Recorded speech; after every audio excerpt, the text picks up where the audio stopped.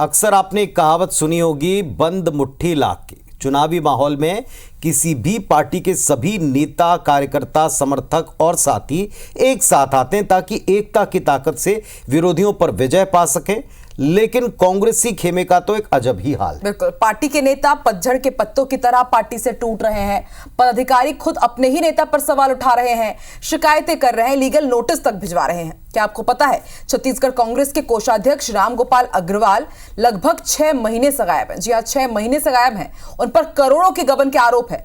रायपुर स्थित पार्टी मुख्यालय में उन्हें आखिरी बार तब देखा गया जब वो लेन देन के मामलों के निपटारे के लिए बुलाए गए थे। और सवाल यही है कि आखिर कहां है रामगोपाल अग्रवाल। देखिए रिपोर्ट।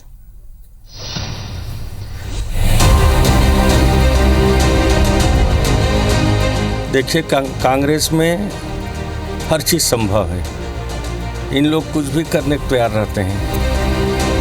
इतना बड़ा ईडी के घोटाला में फंसे हुए हैं। आज भी वो कोषाध्यक्ष हैं उनके पार्टी में। ये कहाँ का बात ठीक है? अभी भारतीय जनता पार्टी,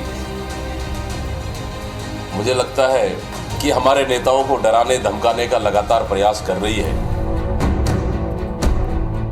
लोकसभा चुनाव से पहले छत्तीसगढ़ में आरोप प्रत्यारोप की सियासत काफी तेज है। वैसे तो कई मुद्दों पर मोर्चा खुला है, जिसे लेकर बीजेपी और कांग्रेस आमने सामने है। इन मुद्दों में से एक मुद्दा कांग्रेस के भगोड़े कोषाध्यक्ष रामगोपाल अग्रवाल का भी है, जिन पर करोड़ों के गबन का आरोप है। पिछले 4 महीने से गायब रामगोपाल अग्रवाल के बहाने बीजेपी अब कांग्रेस की नीति और नीयत दोनों पर सवाल उठा रही है। डिप्टी सीएम अरुण साहब ने चुटकी ली कि जिस तरह कांग्रेस चुनाव मैदान से गायब है, ठीक वैसे ही कांग्रेस के पदाधिकारी भी गायब हैं। वहीं मंत्री लखनलाल देवांगन ने कहा कि एक कोयला और शराब घोटाले का आरोपी कांग्रेस का कोषाध्यक्ष बना हुआ है। बीजेपी में अगर इस तरह के आरोप लगते तो पार्टी उन्हें तत्काल बर्खास्त कर देती।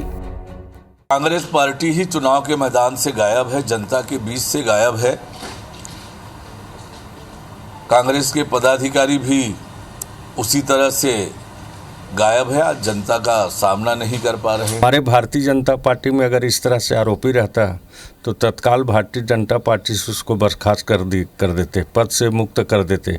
बाकी कांग्रेस के इतना बड़ा ईडी के घोटाला में फंसे हुए हैं, इसका जांच चल रही है। आज भी वो कोषाध्यक्ष हैं उनके पार्टी में। ऐसे अपराधी लोग को कांग्रेस संरक्षण देती है और कांग्रेस पार्टी भी पूरा भ्रष्टाचार में लिप्त रहते हैं। रामगोपाल अग्रवाल के बहाने बीजेपी नेता कांग्रेस पर जुबानी तीर चला रहे हैं तो कांग्रेस ये कहकर पल्ला झाड़ती है कि केंद्र और राज्य में उनकी सरकार है। ये सवाल तो हमें उनसे पूछना चाहिए कि रामगोपाल जी कहां हैं। अभी भारतीय जनता पार्टी, मुझे लगता है कि हमारे नेताओं को डराने धमकाने का लगातार प्रयास कर रही है। ये सवाल तो हम उनसे पूछना चाहिए, हमको उनसे पूछना चाहिए। केंद्र में आपकी सरकार है और राज्य में आपकी सरकार है।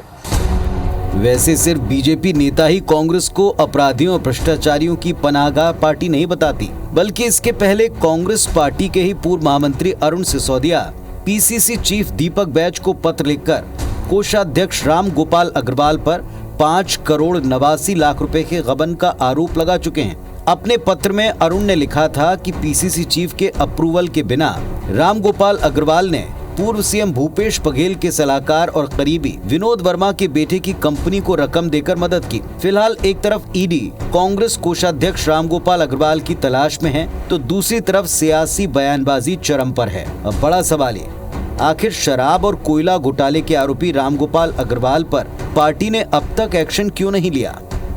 Election desk, IBC 24।